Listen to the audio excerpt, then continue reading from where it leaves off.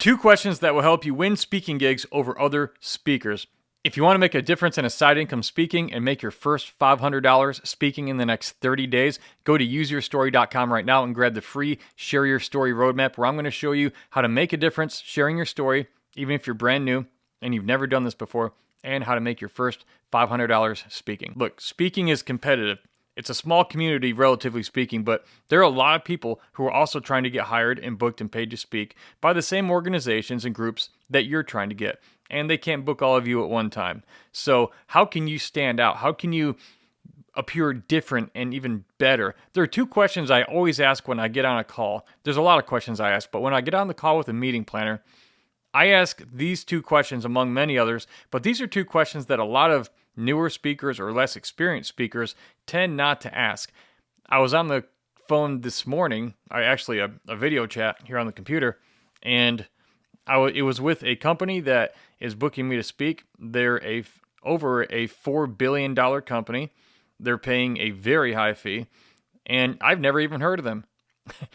But the thing is, 2 of the questions I asked, and they were like, when I asked these questions, they were like, I don't think any speakers ever asked us that before in this interview process. And so here are the 2 questions I asked that made me stand out and get the gig. And I've done this many times. Many times I've done this already. The first question is, who has been your favorite speaker you've hired in the past and why?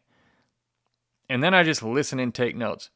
And this morning, looking down at the notes here, they said, well, we like people with real life stories, people who are just genuine, authentic. It doesn't sound like it's scripted, things like that. They're not making things up. They're not exaggerating. They're just being real. That was what this particular client said. Now, the second question was this: who have you hired in the past as a speaker who you did not like and why? Now, I don't ask them who the speakers are. I don't care. I don't need to know that. I tell them that. But of the speakers they've hired in the past that they didn't like, why did they not like them? And they tell me. Well, they say their speech was too canned, or it was just too cliche, too many cliches that get repeated that somebody else came up with. They say it can be too academic, too much like a PhD talk. So somebody's talking in professorial jargon, or if you're talking like a lawyer, and people are just droning in the audience going, what in the hell is this person talking about and why? They're not speaking the common language of everybody in the audience. They said that, the speakers didn't give their people any next steps to take that can help them apply what they learned from the speaker so they can get an outcome, because that's what speaking is all about, solving problems and helping people get desired outcomes. That's the whole name of the game.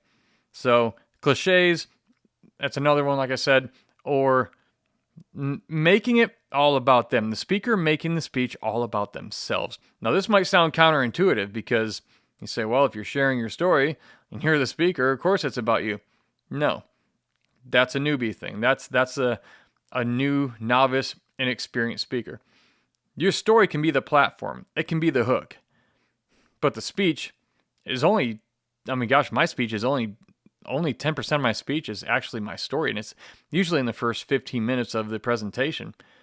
But it's all about them. When a speaker makes the whole entire presentation all about their story.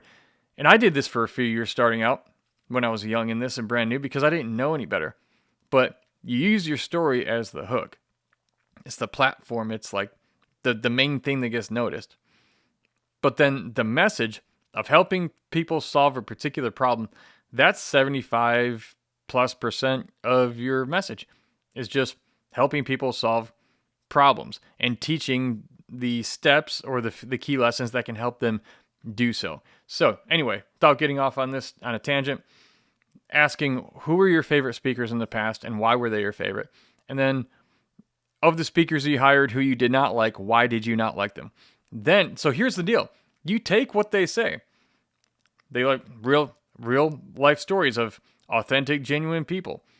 And they don't like canned or too academic of speeches with no next steps.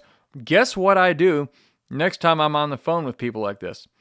I go, look, I know you have a lot of speakers in the running, but mine is a genuine real life story. I learned this stuff through really hard life experience, and it works not just for me, but for thousands of other people I've spoken for, and I've taken a lot of this information, not just from my own story and life lessons, but many of my friends who have had to overcome things because I speak on resilience.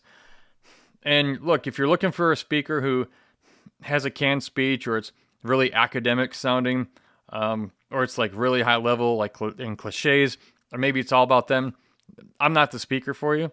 That I don't do that. I don't do any of that because it's just not effective, and I don't think most people like it. So I literally just created my marketing message off the cuff based on what they're telling me they want. I just turned back around and gave it to them, regurgitated it to them in the form of "it's me."